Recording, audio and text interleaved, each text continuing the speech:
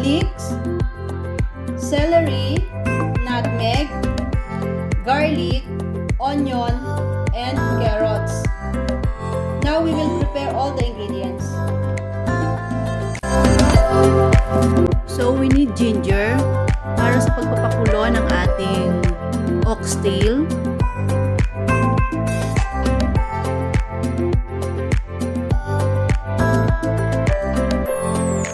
Ngayon po, papakuluan natin ang ating oxtail, yung buntot ng baka. Lalagyan po muna natin ng ginger para mawala po yung lansa ng ating buntot.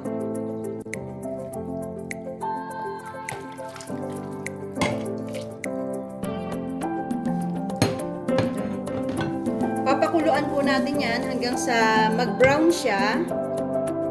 At pagkatapos po, uhugasan natin pagkatapos niyang kumulo para malinis yung magiging soup natin. Yan, tatakpan po muna natin siya sa kumulo. So habang pinapakuluan po natin yung ating buntot ng baka, ipiprepare po natin yung ibang ingredients. So iwain lang po natin itong leeks.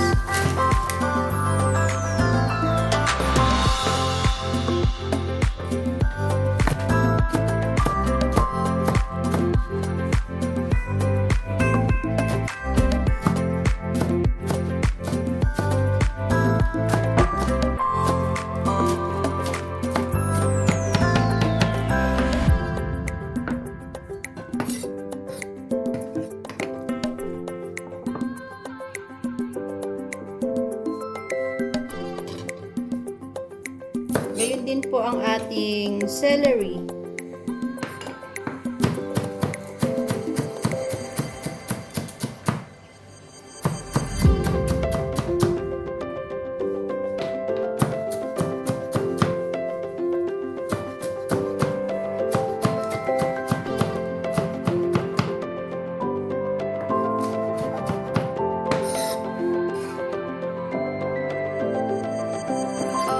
Kailangan po natin ng isang sibuyas.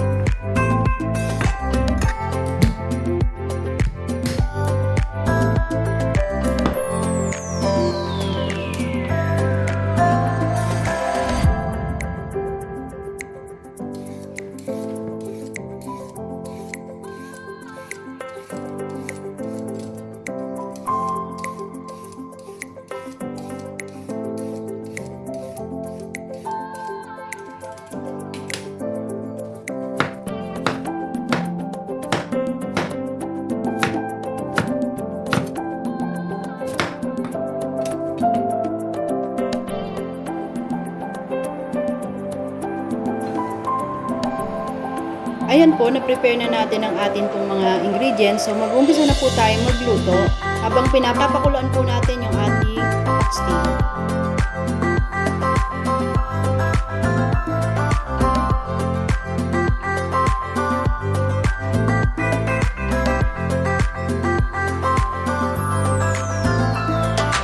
Ayan, papatayin po muna natin at huhugasan natin yung ating buntot.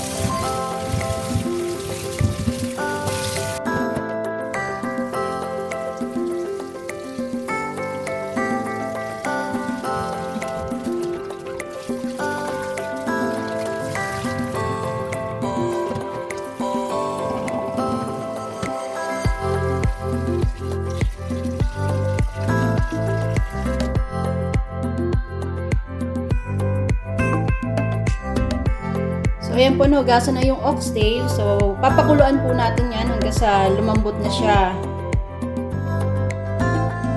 Tatakpan po natin.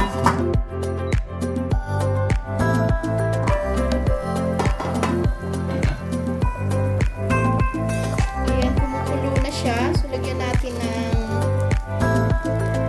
kaldo. Ito yung royco. Ilalagay na natin siya dito.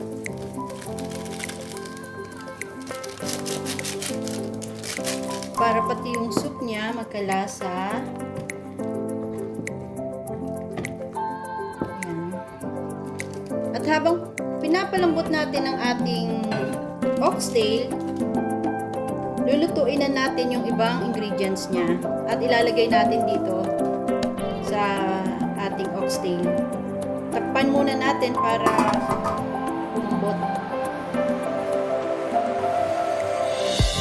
Lalagay na rin natin yung nutmeg. Isang piraso lang pa, hinati ko lang.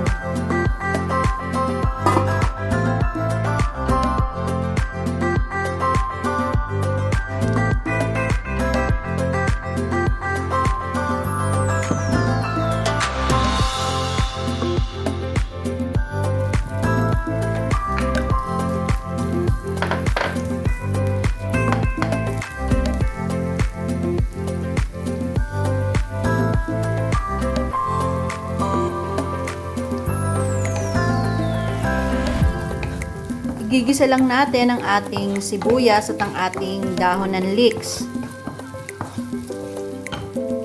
Pag malambot na ang ating sibuyas, ilagay na yung dahon ng leeks.